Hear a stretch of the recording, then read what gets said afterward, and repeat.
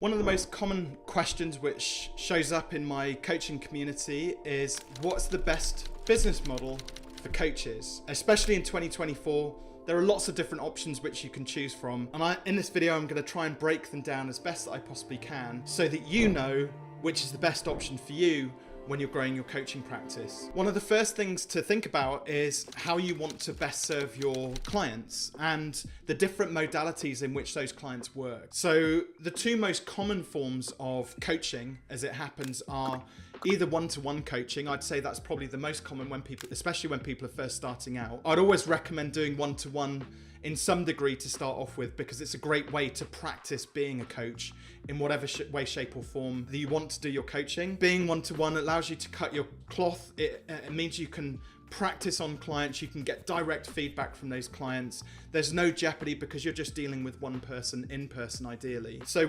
one-to-one is a good way to start out. The next transition beyond one-to-one coaching then is typically some form of group coaching or semi-private. So there's a subtle difference between the two of them, and that difference is the volume of people that you have in each of them. So semi-private is a bit like, this has been in the fitness professional world for quite a long period of time.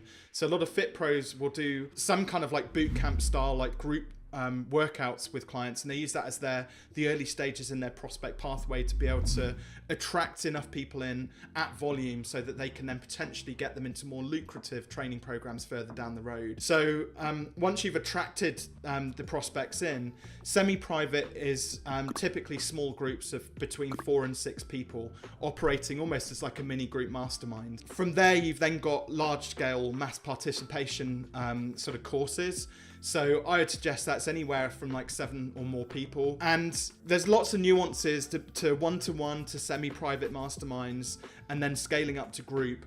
I'll try and break it down as best I can, but I want to keep this video short and I want to keep it valuable to you. Some of the benefits of one-to-one is, like I said, you get that direct relationship building with the client. You get to know them at a deep level. They get to understand how you operate as a coach.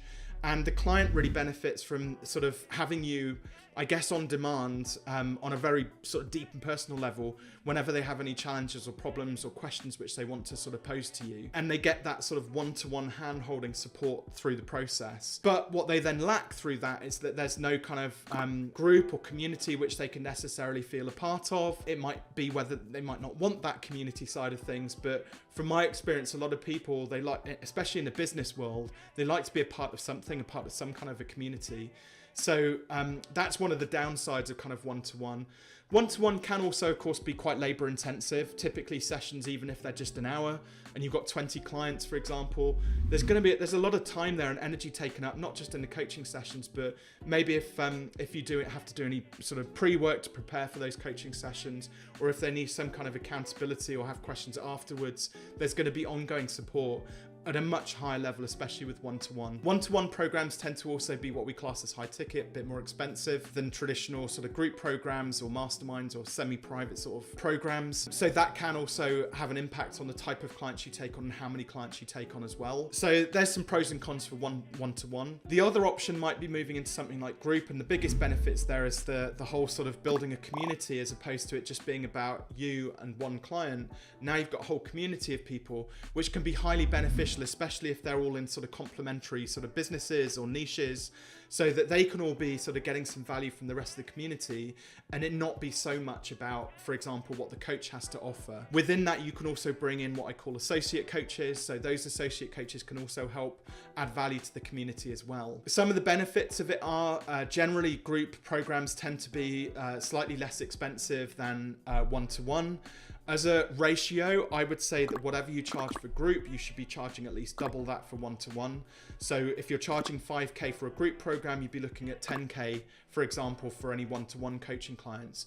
And you can do both. You can have some group clients, you can have some one-to-one clients as well, depending on what their needs are from your coaching program. I like the idea as well of having a bit of hybrid. So again, one of the downsides of having a group program is that a lot of coaches don't offer any element of one-to-one within group. Kind of makes sense as a group program. I'm not so keen on that. I think that even as a group coaching client, you should get some element of contact, either directly with the coach who's enrolled you or with their team. There should be some element of one-to-one alongside any group calls or group accountability or group chats, which you've got, for example. So we do a bit of a hybrid between the two. We offer things called turbo calls within our coaching program, which means that in between the group calls, people can reach out if they're really particularly stuck with something. They know that they can always get hold of me or one of the other coaches.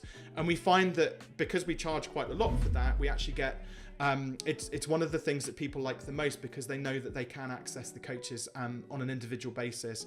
And sometimes I do it from a position of respect, because sometimes there are genuinely things which just people don't want to share. They don't feel comfortable sharing in the group setting. So having that hybrid approach where people get a tiny bit of one-to-one, and obviously there's fair use policies around that as well. That's quite important. So we've got group, we've got hybrids, we've got one-to-one coaching. Those are the three sort of core delivery mechanisms. And within that, you can offer different variables in terms of like support. So it could be some coaches are just like, it's all about the coaching sessions, that's it. But you could add in some kind of WhatsApp support or a Facebook group or circle or something like that. You could have an accountability coach in there that's helping with other aspects of that person's sort of coaching journey.